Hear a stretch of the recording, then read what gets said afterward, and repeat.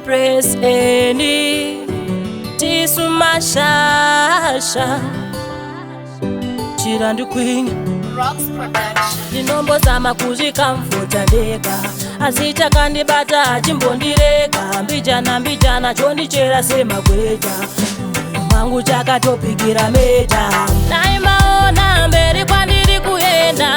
jaja kuna kumirapo nzira yacho ini yandiri kufamba jaja ina kumirapo minza inondibaya muropa yakawandisa jaja zvina kumirapo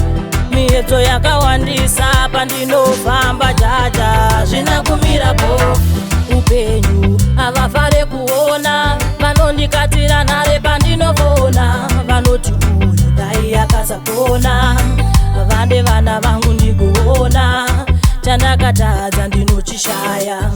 vanakareza ndinopashaya vanoda ndife ndichikangawaya ihora chete dzavanogaya naimaona mberi kwandiri kuenda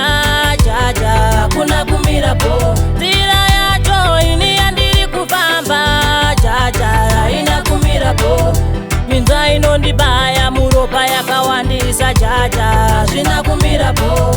miedzo yakawandisa pandinofamba jaja zvina kumirapo upenyu hwangu unovabata ndizvo zvinovatuma kubata midzi yamenovachivata vane shaviri neukasha ndinovanzwira ngoni baba vakapfuura koni havazondigoni chirandukwinya naimaona mberi kwandiri kuenda jaja kuna kumirapo nzira yacho ini yandiri kufamba jaja ina kumirapo minza inondibaya muropa yakawandisa jaja zvina kumirapo miedzo yakawandisa pandinofamba jaja zvina kumirapo